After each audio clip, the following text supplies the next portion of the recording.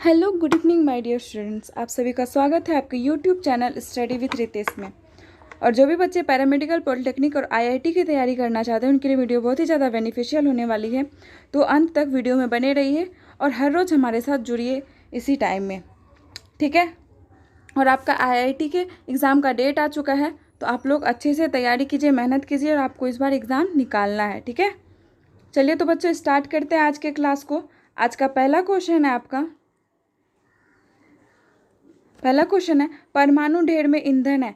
आपको बताना है कि परमाणु के ढेर में ईंधन यानी कि किसमें ईंधन होता है ज़्यादा, ठीक है। थोरियम में, सोडियम में, पेट्रोलियम में या यूरेनियम में।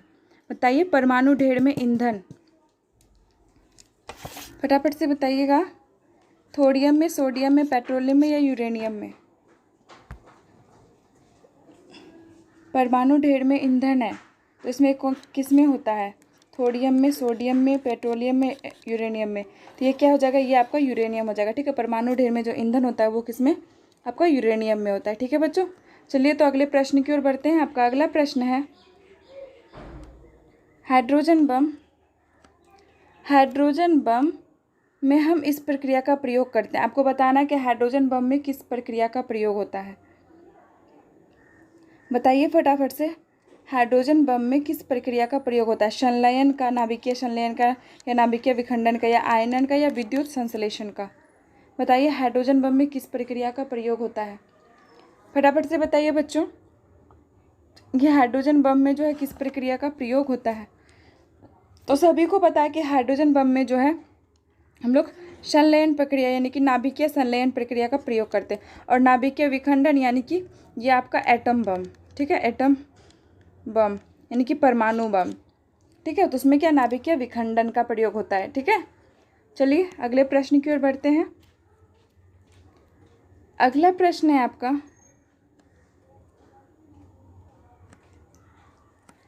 झरने की किस बिंदु से एक व्यक्ति एक इंद्रधनुष देख सकता है? आपको बताना है कि झरने की किस बिंदु से एक व्यक्ति जो एक इंद्रधनुष देख सकता है जब दोपहर होता है, दोपहर के समय, ठीक है। दोपहर के समय झरने की किस बिंदु से एक व्यक्ति इंद्रधनुष को देख सकता है, ये आपको बताना है। फटाफट से बताइए बच्चों कि झरने के किस बिंदु से एक व्यक्ति जो वो इंद्रधनुष को देख सकता है जब दोपहर का समय होता है। तो हम जानते हैं कि हम लोग इंद्रधनुष कहाँ बनता है? सूर्य के पीछे बनता है, यानी कि अगर सूर्य पश्चिम में है तो इंद्रधनुष पूर्व की दिशा में बनेगा, या फिर अगर सूर्य पूर्व में है तो इंद्रधनुष जो है पश्चिम की दिशा में। लेकिन दोपहर के समय सूर्य क्या होता है? पूरा मिड में होता है, ऊपर में होता है। तो हम लोग क्या करेंगे, झरने के तली से, ठीक है, जब सूर्य दोपहर के समय में होगा तो इंद्रधनुष को हम लोग कहाँ से देख पाएंगे? झरने की किस बिंदु से? झरने की तली से, ठीक है। झरने की तली से हम इंद्रधनुष को देख पाएंगे, ओके। चलिए अगले प्रश्न की ओर बढ़ते हैं। अगला प्रश्न है आपका प्राकृतिक गैस में मेथेन का प्रतिशत कितना होता है? आपको बताना है कि प्राकृतिक गैस में जो मेथेन का प्रतिशत कितना होता है, ये आपको बताना है। 95%, 50%, 75% और 10%। बताइए फटाफट से, प्राकृतिक गैस में मेथेन का प्रतिशत कितना होता है?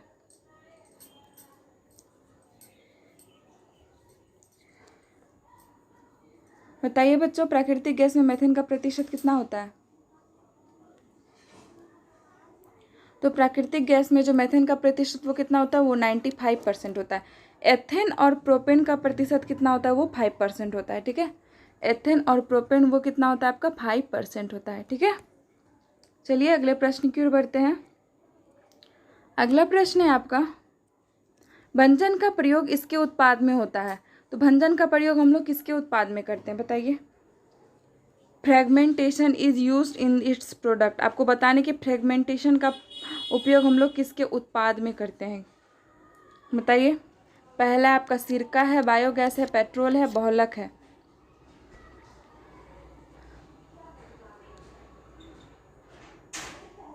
बताइए कि भंजन का प्रयोग जो किसके उत्पाद में होता है? तो सबको पता है कि भंजन का प्रयोग जो है वो पेट्रोल के उत्पाद में होता है, ठीक है। किसके?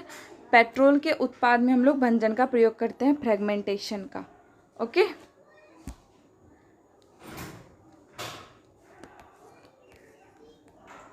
चलिए अगला प्रश्न देखिए। अगला प्रश्न है आपका, निम्न में से कौन सा ईंधन सबसे कम प्रदूषण करता है। आपको बताना है कि निम्न में से जो कौन सा ईंधन है वो सबसे कम प्रदूषण करता है। बताइए फटाफट से। CH4 है, उपला है, H2 है, कास्ट है।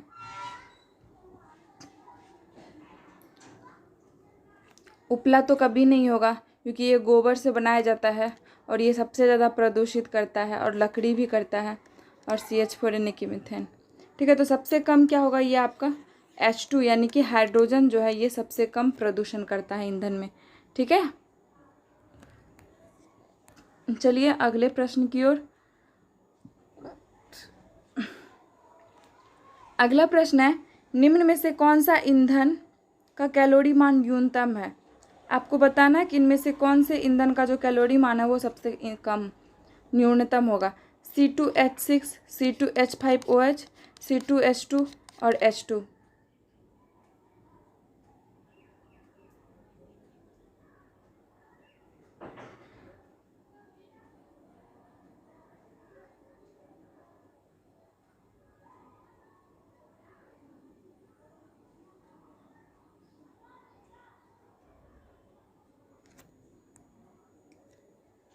निम्न में से कौन सा ईंधन का कैलोरी मान न्यूनतम होगा, बताइए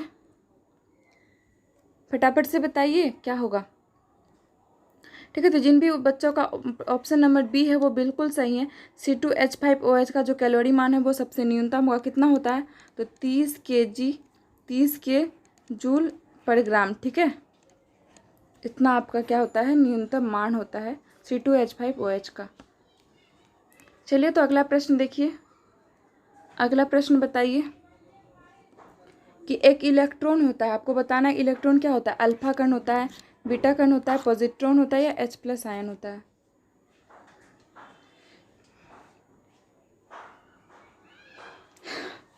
बताइए इलेक्ट्रॉन क्या होता है, अल्फा कण होता है, बीटा कण होता है, पॉजिट्रॉन होता है या H+ आयन होता है।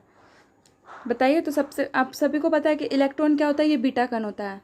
ठीक है, ये क्या होता है, बीटा कण होता है इलेक्ट्रॉन आपका। ओके, ऑप्शन नंबर बी जिन भी बच्चों का है वो बिल्कुल सही है। ठीक है, तो अगर आप लोगों का क्वेश्चन ज़्यादा से ज़्यादा सही हो रहा है तो आप समझिए कि आपकी तैयारी अच्छी है, क्योंकि इस प्रकार के क्वेश्चन आपके एग्जाम में पूछे जाते हैं और ये सब क्वेश्चन जो है वो पूछे गए हैं। ठीक है, तो कौन सा एक उपधातु है, बताइए इसमें कौन सा एक उपधातु है, कार्बन, सिलिकॉन, जर्मेनियम या फिर ये आपका Pb। बताइए फटाफट से कौन एक आपका उपधातु है। तो ये क्या हो जाएगा, जर्मेनियम। ठीक है, जर्मेनियम क्या है, ये आपका उपधातु है। ठीक है, क्या है, उपधातु है। ओके, जर्मेनियम आपका क्या उपधातु यानी कि मेटोलाइट्स है, मेटोलाइट्स। ओके, चलिए अगला प्रश्न देखिए। अगला प्रश्न आपका, कौन सा ऑक्साइड सर्वाधिक क्षारीय होता है। आपको बताना है कि कौन सा ऑक्साइड जो वो सर्वाधिक क्षारीय होता है।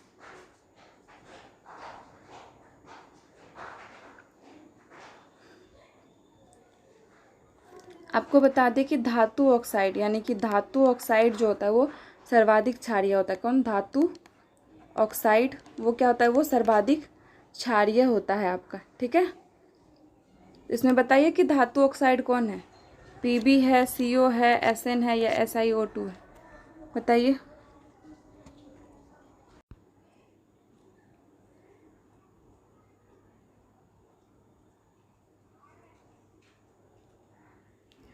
बताइए फटाफट से। ठीक है, ये प्रश्न आपके लिए क्या है, होमवर्क में है। ठीक है, आप ऑप्शन के साथ मतलब कि कमेंट में क्लास खत्म होने के बाद बताइएगा। ठीक है, कमेंट करके कि इस प्रश्न का आंसर क्या होगा। ठीक है, ये प्रश्न पहले भी कराया गया है तो आप इसका आंसर बताएंगे। अगला प्रश्न है, इस धातु का घनत्व न्यूनतम होता है।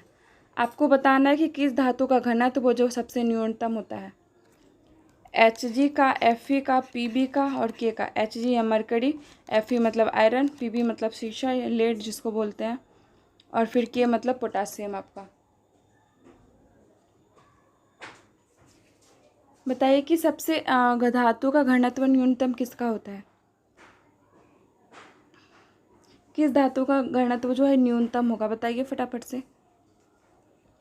तो क्या हो जाएगा पोटासियम, यानी कि ऑप्शन नंबर डी जिन भी बच्चों का वो बिल्कुल सही है। तो क्या होगा कि यानी कि पोटासियम का जो है घनत्व सबसे न्यूनतम होता है। तो कितना होता है 0.859 ग्राम सेंटीमीटर क्यूब।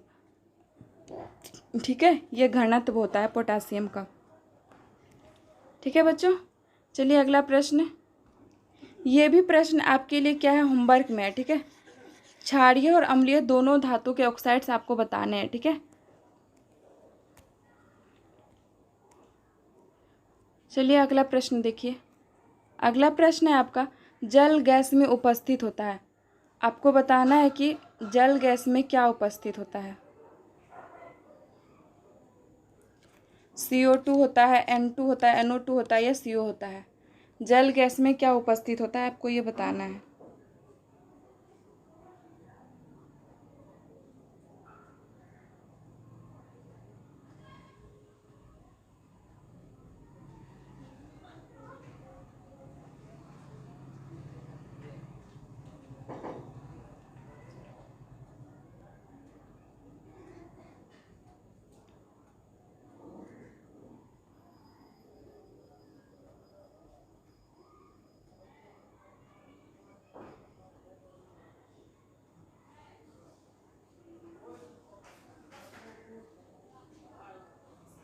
बताइए फटाफट से, जल गैस में क्या उपस्थित होता है। तो सबको पता है क्या होता है, ऑप्शन नंबर डी जिन भी बच्चों का वो बिल्कुल सही है।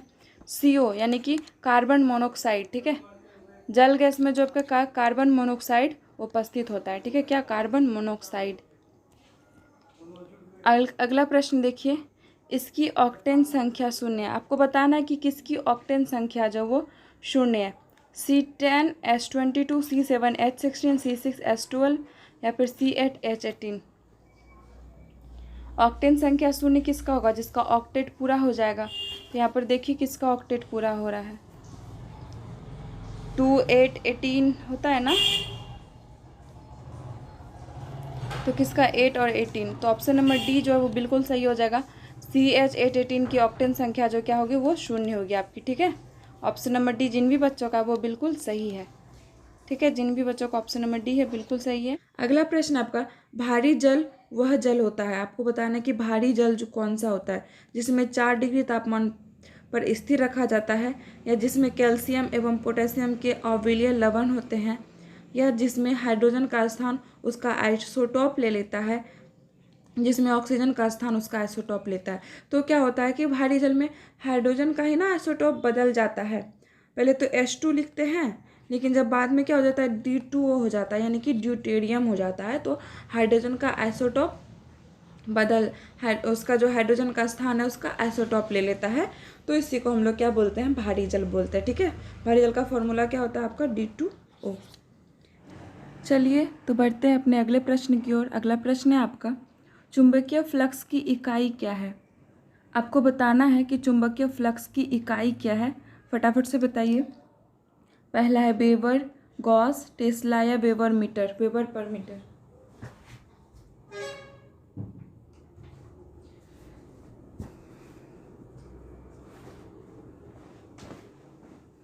बताइए फटाफट से बच्चों, क्या हो जाएगा आंसर आपका। चुंबकीय फ्लक्स का मतलब इकाई जो है क्या होगा, वेबर होगा, गॉस होगा या टेस्ला होगा। बताइए बच्चों, तो क्या हो जाएगा। सबको पता है चुंबकीय फ्लक्स की इकाई क्या होती है, ये टेस्ला होती है। ठीक है, क्या होती है, टेस्ला। ठीक है, चलिए तो बढ़ते हैं अगले प्रश्न की ओर। अगला प्रश्न है आपका, एक नक्षत्र का रंग किस पर निर्भर करता है। आपको बताना है कि नक्षत्र का रंग जो है किस पर निर्भर करता है। बताइए किस पर निर्भर करता है नक्षत्र का रंग। पहला है आपका घनत्व है, सूर्य से दूरी पर, पृष्ठीय तनाव पर या त्रिज्या पर। बताइए नक्षत्र का रंग किस पर निर्भर करता है। फटाफट से बताइए बच्चों कि नक्षत्र का रंग जो है वो किस पर निर्भर करता है। तो सही जवाब क्या हो जाएगा, जो भी बच्चे ऑप्शन नंबर ए कर रहे हैं वो बिल्कुल सही है। क्या हो जाएगा, नक्षत्र का रंग जो है वो घनत्व पर निर्भर करता है। ठीक है, किस पे, घनत्व पर निर्भर करता है। ठीक है, चलिए अगला प्रश्न है आपका, सबसे छोटा ग्रह कौन सा है निम्नलिखित में से बताइए। कि सबसे छोटा ग्रह कौन सा है?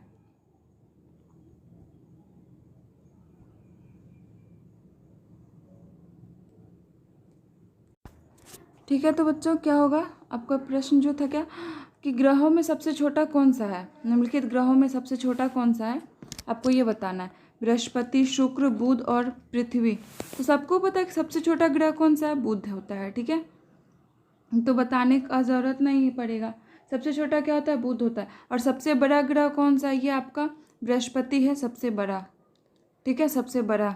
और सबसे चमकीला ग्रह कौन है? शुक्र है। और पृथ्वी के सबसे निकट भी यही है, पृथ्वी के। ठीक है, और सबसे दूर वाला ग्रह कौन सा है? वो वरुण है। ठीक है, सब नोट कर लीजिएगा, सबसे दूरस्थ ग्रह या पृथ्वी से सबसे दूर कौन सा है? वो वरुण है। ठीक है, चलिए अगले प्रश्न की ओर बढ़ते हैं। अगला प्रश्न है आपका, निम्नलिखित में से कौन सा ईंधन दूसरों से भिन्न है? आपको बताना है कि कौन सा जो ईंधन है सबसे भिन्न है दूसरों से। तो पहला है डीजल, गैसोलीन, अल्कोहल और लिग्नाइट। ठीक है, तो बताइए क्या हो जाएगा आपका? Diesel, gasoline, alcohol, lignite. तो क्या हो जाएगा? जो भी बच्चे ऑप्शन नंबर बी कर रहे हैं उनका बिल्कुल सही है। गैसोलीन जो है ये सब और सब ईंधन से भिन्न है आपका। ठीक है, गैसोलीन जो है और सब ईंधन से आपका क्या है? भिन्न है। अगला प्रश्न है आपका, बायोगैस निम्नलिखित का मिश्रण है। आपको बताना है कि बायोगैस जो है किसका मिश्रण है। बताइए फटाफट से, बायोगैस किसका मिश्रण है? बताइए बच्चों, बायोगैस का मिश्रण क्या होगा? CO plus H2 plus CH4, CO2 plus CH4 plus H2 plus H2S, या फिर H2 प्लस CO, या फिर CO2 प्लस N2। बताइए, तो बायोगैस में क्या क्या था? कार्बन होता है, मीथेन होता है, हाइड्रोजन होता है और हाइड्रोजन सल्फाइड होता है। तो इसमें क्या हो जाएगा? ऑप्शन नंबर बी जो है वो बिल्कुल आपका सही हो जाएगा। ठीक है, जिन भी बच्चों का ऑप्शन नंबर बी है वो बिल्कुल सही है। ठीक है, चलिए अगले प्रश्न की ओर बढ़ते हैं। अगला प्रश्न है आपका, अगला प्रश्न है, प्रतिध्वनि सुनाई देगी यदि एक दीवार से मूल ध्वनि प्रतीत होकर इतने समय पश्चात हमारे कानों तक पहुंचेगी। 10 सेकेंड, 5 सेकेंड, 1 सेकेंड और फिर 0.1 सेकेंड। तो बताइए क्या हो जाएगा? प्रतिध्वनि कब सुनाई देगी और उसके दीवार से जो प्रवृत्ति होकर हमारे कानों तक पहुंचेगी? बताइए, ये पता है क्या होता है? ये 1/10 सेकेंड से अधिक का समय लगता है। ठीक है, 1/10 सेकेंड से अधिक का समय लगता है। तो इसके हिसाब से आप देखिए, जब 10 से 1 को भाग दीजिएगा क्या होगा? 0.1। ठीक है, तो ये क्या हो जाएगा? 0.1 सेकेंड का समय यहाँ पर लगेगा आपको। ठीक है, ऑप्शन नंबर डी जो बिल्कुल सही है, 0.1 सेकेंड। 1/10 से अधिक का लगता है तो इसको हम लोग यहाँ से भाग दे के करेंगे तो 0.1 सेकेंड का समय आपको लगेगा। ठीक है, अगला प्रश्न है आपका, यदि एक दोलन का द्रव्यमान दुगुना कर दिया जाता है तो उसका दोलन काल होगा। आपको दोलन काल बताना है। ठीक है, तो सबसे पहले तो आवर्त काल का ये होता क्या है? Formula 2π√L/G। ठीक है, और आपको बता दें कि दोलन का जो दोलन काल होता है द्रव्यमान पर निर्भर नहीं करता है। ठीक है, द्रव्यमान पर जो है वो निर्भर नहीं करता है। आपका दोलन का दोलन काल जो है वो दोलक का दोलन काल द्रव्यमान पर निर्भर नहीं करता है, जिसके कारण कि इसका जो दोलन काल होगा वो अपरिवर्तित रहेगा। ठीक है, क्या रहेगा? अपरिवर्तित रहेगा आपका। ठीक है, चलिए आगे बढ़ते हैं अगले प्रश्न की ओर। अगला प्रश्न है आपका, यदि एक आवर्धक कांच की फोकस दूरी 2.5 सेंटीमीटर है। ठीक है, फोकस दूरी जो है वो कितना है? 2.5 सेंटीमीटर है। तब यह एक वस्तु को आवर्धित कर सकता है। तो यह एक वस्तु को कितना आवर्धित करेगा ये बताना है आपको। ठीक है, तो बताइए कितना आवर्धित करेगा यह एक वस्तु को? फटाफट से बताइए बच्चों, कितना आवर्धित करेगा? बताइए बच्चों, इसका क्या हो जाएगा आंसर आपका? यदि एक आवर्धक कांच की फोकस दूरी 2.5 सेंटीमीटर है तब यह एक वस्तु को आवर्धित करेगा। सबसे पहले तो देखिए फॉर्मूला क्या होता है आपका, m बराबर होता है 1 प्लस में d/f। ठीक है, m आपको बताना है 1 प्लस में d, यानी कि उसका पहले से ही 2.5 सेंटीमीटर 25 सेंटीमीटर होता है, और f आपका 2.5 दिया है, इसका एक ज़ीरो यहाँ से हटाएंगे तो m बराबर क्या हो जाएगा आपका 1 प्लस में 25 से ये कितना बार में चले जाएगा आपका 10 बार में चले जाएगा। ठीक है, तो 1 प्लस में 10 तो कितना हो जाएगा 11 गुना इसको आवर्धित करेगा। ठीक है, 11 गुना इसको आवर्धित करेगा, यानी कि ऑप्शन नंबर बी जो आपका बिल्कुल सही है। ठीक है, ऑप्शन नंबर बी आपका बिल्कुल सही है। चलिए अगला प्रश्न देखिए, जब एक वस्तु उत्तल लेंस की ओर गति करती है तब प्रतिबिंब का आकार, आपको बताना है कि जब कोई वस्तु जो है उत्तल लेंस की ओर बढ़ती है तो उसके प्रतिबिंब का आकार क्या होता है, घटता है, बढ़ता है, घटता है, बढ़ता है, पहले घटता है फिर बढ़ता है या अपरिवर्तित रहता है।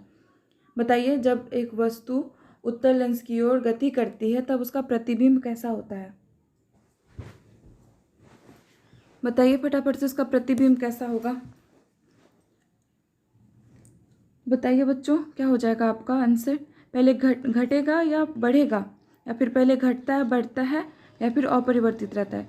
तो क्या होता है, जब कोई वस्तु जो है उत्तल लेंस की ओर गति करती है तो उसका प्रतिबिंब जो है क्या होता है, बढ़ता है। ठीक है, क्या होता है, बढ़ता है। ऑप्शन नंबर बी जो आपका बिल्कुल सही है। ठीक है, चलिए अगले प्रश्न की ओर। अगला प्रश्न है आपका, यदि 1 kg द्रव्यमान की गतिज ऊर्जा 1 जूल है तो इसकी चाल क्या होगी, आपको ये बताना है। ठीक है, इसकी चाल क्या होगी ये आपको बताना है। सबसे पहले तो गतिज ऊर्जा का फॉर्मूला क्या होता है, हाफ mv²। ठीक है, अब यहाँ से देखिए आपसे क्या पूछा है, भी पूछा है, यानी कि उसकी गति क्या होगी, यानी कि चाल क्या होगी वो बताना है। तो ये क्या हो जाएगी, इधर आके आपका इस तरह जब इससे यहाँ गुना होगा गतिज ऊर्जा तो ये क्या हो जाएगी 2k/m। ठीक है, और ये इसका भी यहाँ पर v² इधर आ जाएगा, डेट मीन्स इसका स्क्वायर जब हटाएंगे तो इस पर रूट लग जाएगा। ठीक है, क्या लग जाएगा, रूट लग जाएगा।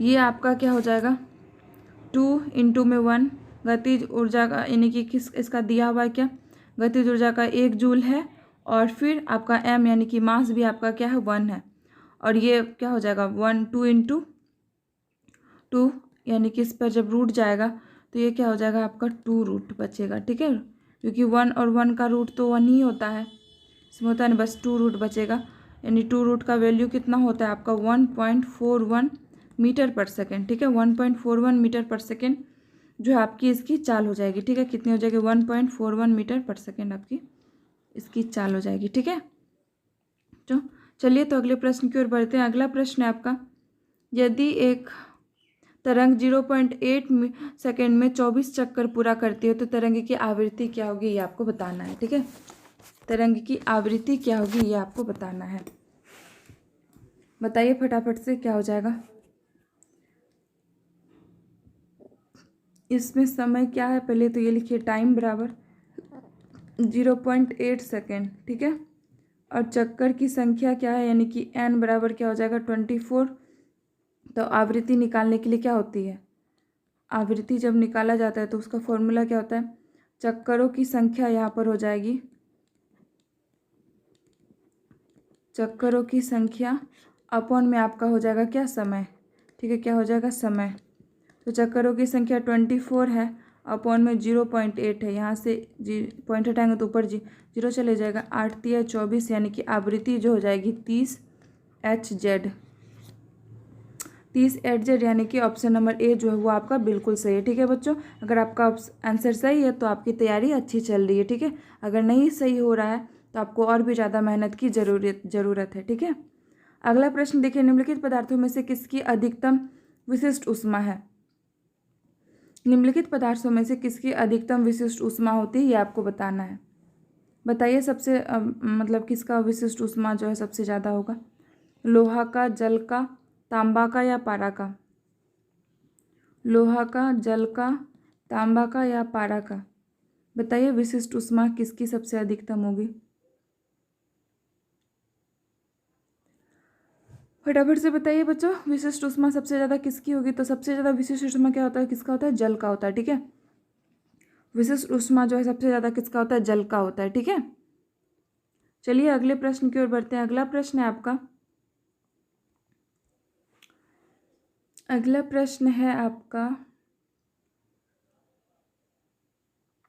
जब 100 डिग्री सेल्सियस पर 1 ग्राम जल को उसी तापमान पर भाप में परिवर्तित किया जाता है तब उसके आयतन में परिवर्तन होता है लगभग कितना?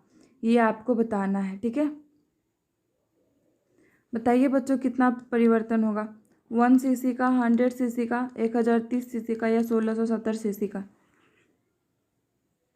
इस प्रश्न को कैसे करेंगे देखिए। ठीक है, पहले तो क्या है आपका, मास ऑफ वाटर कितना है? 1 ग्राम है। और डेंसिटी ऑफ वाटर कितना होता है? ये भी आपका यहाँ से 1 ही ग्राम होगा। ठीक है, 1 ग्राम सेंटीमीटर क्यूब। और फिर डेंसिटी ऑफ स्टीम क्या होता है? ये आपका 0.006 ग्राम सेंटीमीटर क्यूब होता है। ठीक है, अब यहाँ से हम वॉल्यूम ऑफ मतलब वाटर का वॉल्यूम निकालेंगे, मास ऑफ वाटर अपॉन में डेंसिटी ऑफ वाटर करेंगे। ठीक है, तो यहाँ से क्या हो जाएगा आपका, मास ऑफ वाटर 1 है और डेंसिटी ऑफ वाटर भी क्या है? 1 है, तो वॉल्यूम भी क्या हो जाएगा? 1 सेंटीमीटर क्यूब हो जाएगा। ठीक है, 1 सेंटीमीटर क्यूब हो जाएगा। उसके बाद आपका है वॉल्यूम ऑफ स्टीम। ठीक है, ये MS अपॉन में डेल्टा यानी कि डेंसिटी ऑफ स्टीम करेंगे। ठीक है, और फिर mass of steam, mass of steam कितना है आपका? 1 है। और डेंसिटी ऑफ स्टीम कितना? 0.006 है। तो इसका यहाँ से पॉइंट हटाएंगे तो ऊपर में आपका 0 चले जाएगा सारा। ठीक है, तो वॉल्यूम ऑफ स्टीम क्या हो जाएगा आपका? ये आ जाएगा 1.667 सेंटीमीटर क्यूब। ठीक है, यहाँ से आप पूछा है क्या कि आयतन में परिवर्तन कितना होगा? तो आयतन में परिवर्तन हो जाएगा आपका VS माइनस में VW। ठीक है, तो VS कितना है आपका? 1667 माइनस में 1, तो ये हो जाएगा 1666 सेंटीमीटर क्यूब। ठीक है, तो ये आपका आंसर हो जाएगा। ऑप्शन पे मत जाइएगा, ऑप्शन में थोड़ा सा मिस्टेक है। तो ये हो जाएगा क्या? 1666 सेंटीमीटर क्यूब आपका हो जाएगा। ठीक है, चलिए तो अगले प्रश्न की ओर बढ़ते हैं। अगला प्रश्न है आपका, जब जल को 0 डिग्री सेल्सियस से गर्म किया जाता है तब इसके आयतन पर क्या प्रभाव पड़ेगा? इसके आयतन पर क्या प्रभाव पड़ेगा ये बताना है आपको। ठीक है, जब जल को 0 डिग्री सेल्सियस पर गर्म किया जाता है तब इसके आयतन पर क्या प्रभाव पड़ेगा ये बताइए। तो क्या हो जाएगा, पहले बढ़ता है या फिर 4 डिग्री तक घटता है या अपरिवर्तित रहता है या पहले बढ़ता है फिर घटता है? तो आयतन जो है जल का ये क्या होता है, ये 4 डिग्री सेल्सियस तक घटता है। ठीक है, 4 डिग्री तक घटता है, उसके बाद फिर क्या होता है? बढ़ता है। ठीक है, और वाटर का जो डेंसिटी होता है यानी कि घनत्व जो होता है सबसे अधिकतम कब होता है ये बताइए? कब होता है आपका? 4 डिग्री सेल्सियस पर वाटर का डेंसिटी यानी कि घनत्व जो है वो सबसे ज़्यादा होता है। ठीक है,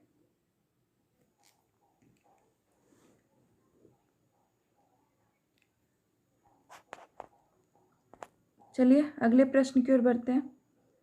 अगला प्रश्न है आपका, बर्फ पर स्टील के लिए स्थिर घर्षण गुणांक 0.1 है तो 70 स्केटर को गतिशील करने के लिए आवश्यक बल लगभग होगा। तो आपको बल बताना है कितना लगेगा। सबसे पहले तो देखिए कि क्या इसका हम इसको कैसे कर सकते हैं। ऑप्शन है 0.1 न्यूटन, 0.7 न्यूटन, 7 न्यूटन और 70 न्यूटन। तो घर्षण गुणांक क्या है? घर्षण गुणांक है 0.1। ठीक है, द्रव्यमान कितना है? ये आपका 7 kg है। ठीक है, और फिर स्केटर गतिशील करने के लिए आवश्यक बल, तो F बराबर क्या हो जाएगा आपका? घर्षण को म्यू से दर्शाते हैं और ये आपका mg। ठीक है, तो 0.1 इंटू 70 इंटू 10, क्योंकि ये द्रव्यमान है तो इसको हम 10 से गुना करके 70 कर लिए और फिर ये 10 इसका g जो होता है। ठीक है, का मान यहाँ से एक जीरो जाएगा तो एक जीरो यहाँ से कट जाएगा, तो क्या हो जाएगा F बराबर 17 न्यूटन, यानी कि ऑप्शन नंबर डी जो आपका बिल्कुल सही आंसर हो जाएगा। ठीक है, ओके।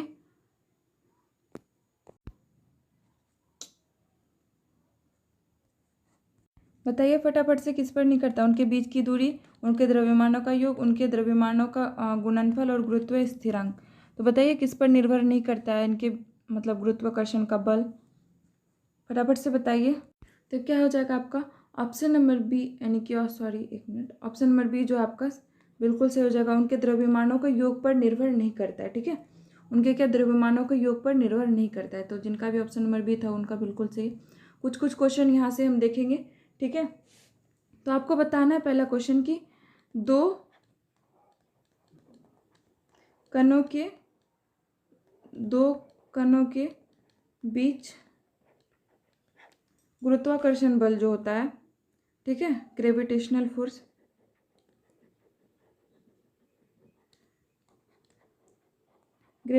फोर्स होता है उनके बीच के दूरी के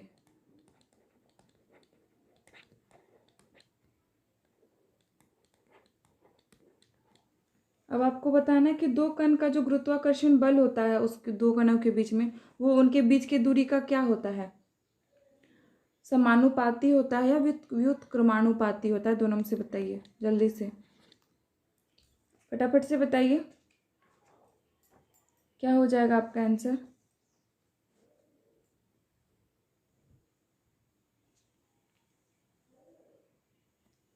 और आपको बताना है कि जी का मान जो है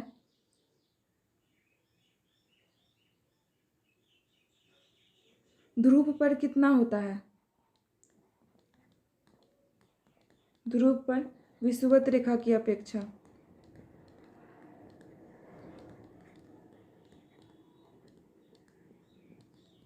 जी का मान ध्रुव पर विषुवत रेखा की अपेक्षा कितना होता है? दोनों का आंसर बताइए। तो ये क्या हो जाएगा, ये इनके बीच का व्युत्क्रमानुपाती होता है। ठीक है, क्या होता है? व्युत्क्रमानुपाती होता है आपका। ठीक है, वर्ग के व्युत्क्रमानुपाती होता है।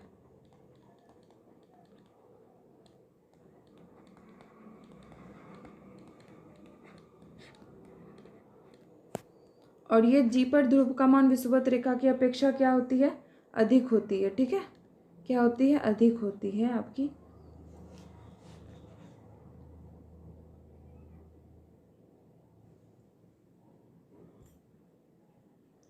और जी का एसआई यूनिट क्या होता है आपका? ये होता है मीटर पर सेकंड स्क्वायर। ठीक है, क्या होता है? मीटर पर सेकंड स्क्वायर। समझे? चलिए, तो आज के लिए इतना ही रहने देते हैं। ठीक है,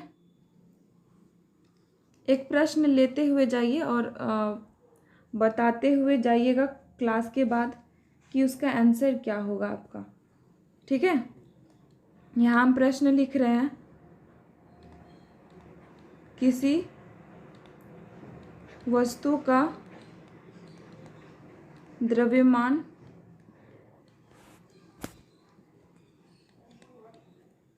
जो है क्या है? 10 kg है।